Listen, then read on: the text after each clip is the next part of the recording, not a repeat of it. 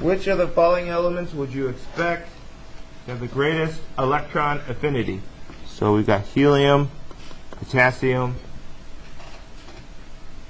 cobalt, sulfur, and chlorine. So for electron affinity, there are 4 factors. On an exam question, I would want you to discuss each one of those factors in some way and be able to realistically describe which factors are more important, which factors are dominating the other factors. So that's why we put them in order. The first one was the noble gas configuration, which will only apply in some circumstances. The next one was shielding. Then whether we have a half full or full subshell. And then the number of protons. So in electron affinity, we're talking about attracting in a new electron. So specifically for electron affinity, if I already have a noble gas configuration, it's going to have a high or low electron affinity. Low. It's not going to want to bring in new electrons if it already has the right number to make a stable arrangement. What if it has a noble gas configuration +1? And I want to look at its electron affinity with these elements over here. Well, in that case, it's not correct to say, like if I was comparing like potassium and calcium, if I asked you to compare these two and their electron affinities, and you said, well, potassium is closer to a noble gas, so it should have a higher electron affinity than calcium, that's not a reasonable argument. Okay, so as I said last time, you can only invoke this rule if the element either already has a noble gas configuration or will make a noble gas configuration. And that's not true for either the potassium or the calcium. Which elements is it actually true for here? The chlorine and the helium. The helium has a noble gas configuration, so it will have a very low electron affinity. Very low. And the chlorine is 1 away from a noble gas configuration. If it picks up an electron, it makes the same number as a noble gas, so that will have a high electron affinity. Looking at the other one, sulfur is next to the chlorine, but it's not going to make a noble gas configuration. Right? So if we're just looking at the first factor here, let's say I was asking you to compare sulfur and phosphorus. You're looking at the difference between sulfur and phosphorus. It's not correct to say that because sulfur is closer to a noble gas, it will have a higher electron affinity than phosphorus. It doesn't affect it unless it's either at that point already or 1 away. So if I were comparing sulfur and phosphorus, I'd have to go down to those other factors. I'd have to look at shielding and the noble gas, or the subshell, whether it's half full and such. But for this specific question, chlorine is going to be the highest because it's the only one that's 1 away from a noble gas. So in this particular question, they're just asking which one would have the greatest. Well, on an exam, I would probably ask you to rank them. So let's just do that as well. So from low electron affinity to high electron affinity, we've already probably determined the highest one and the lowest one. Now we just have to put the other ones in order in between there. And I would also expect you to be able to explain why you put them in that order. So I want to make sure we can do that. So we can explain these two being on the bottom and on the top based on the noble gas configuration. So the next factor is shielding. So we want to look at the other ones and see if we can tell if there's a major difference in shielding. We've got potassium, we've got cobalt, and we've got sulfur. So when we're looking at shielding, the primary thing we focus on is where is the valence level? Right, it's the valence level that new electrons are going to go into. So for the potassium, if it picks up a new electron, it's going to go into the 4th energy level. For cobalt, if it picks up a new electron, it's going to go into the 3D. For sulfur, if it picks up a new electron, it's going to put that new electron into the 3p. So probably based on that, we can say that the potassium might be the next lowest.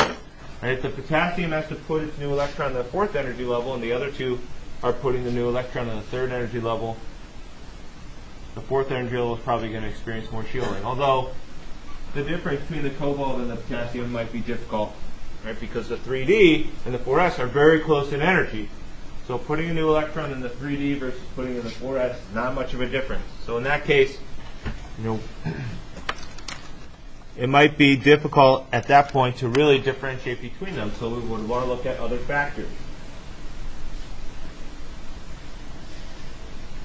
So half full or full subshell for the cobalt and the potassium. Well, the potassium's already half full. If I put one more electron, it'll be full. Not going to make much of a difference because either way it's going to be stable, either half full or full.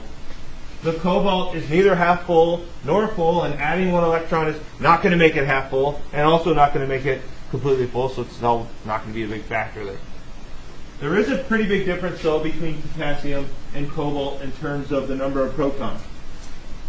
So since I don't see a big difference in shielding, I don't see the ability to differentiate between them using any of the other factors, probably it comes down to the number of protons. And since cobalt has a lot more protons than potassium, it should use those positively charged protons to attract the electron more effectively than the potassium would. And then the sulfur is here. For the sulfur, the new electron will go into the 3p. Right, so that should experience less shielding than either the 3d or the 4s. And so that probably allows me to predict that the sulfur would be there next to the core.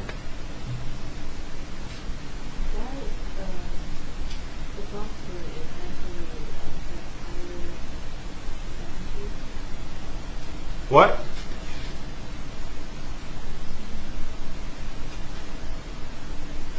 Why does the phosphorus have higher energy than the sulfur?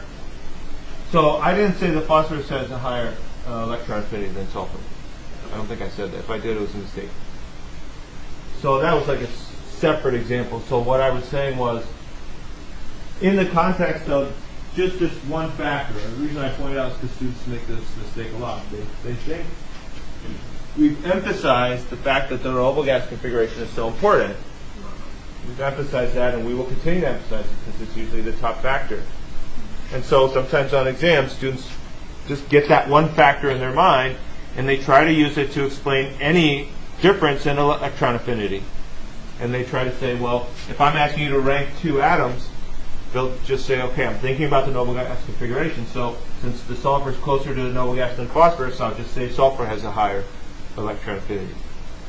It's not a correct argument to use, though, because neither of them makes a noble gas configuration by picking up just one electron. So I can't use that argument. So if I want to determine the difference between phosphorus and sulfur, I've got to use one of these other arguments. I've got to look down here at the other argument.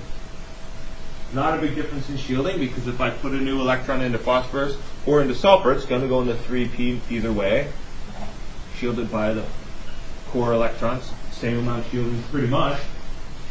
So then I would look here, and I would say, well, phosphorus does have an exactly half-filled subshell, so it probably doesn't want to pick up an electron and break that configuration up as much as sulfur. So by that argument, I could say sulfur has a higher electron affinity, and I could back that up by also looking at the number of protons and saying that's because sulfur has one proton more than phosphorus.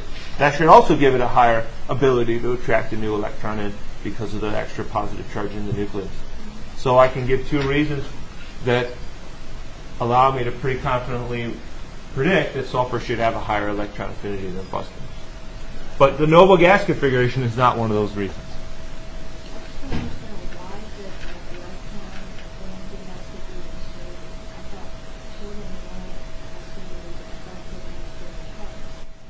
No, shielding has a lot to do with all three of the properties you talked about on Tuesday. The effective nuclear charge, which affects the size of the atom, as well as ionization energy and electron affinity. Right? So when you think about shielding, if I was looking at maybe sulfur, just to pick an example, I've got 16 positive charges in the nucleus.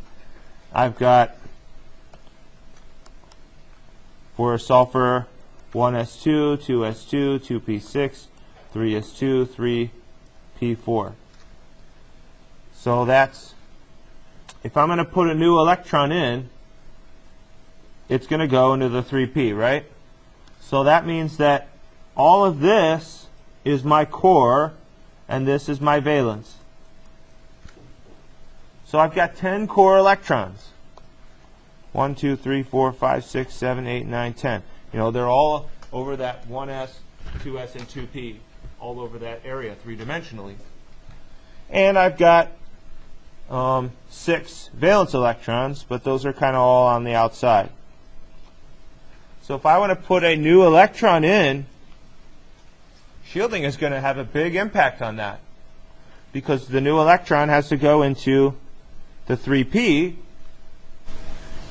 and so its ability to come into the atom is going to be affected by how much positive there is in the nucleus to attract it, as well as how much a negative is right around that nucleus, especially the core negative, repelling that new electron. If there's a lot of core negative charge, it's going to be very difficult for the new electron to get in there. So the shielding has a big impact on the ability of an atom to attract an electron. It also has an impact on ionization energy, or the ability for the atom to lose an electron it already has. You know, these electrons that are already in there in the valence level, they're repelled by the electrons on the inside, which is what shielding is. It won't take too much energy to knock them out. You know, so shielding is usually considered to be the second most important factor when looking at these different periodic trends and trying to predict the order.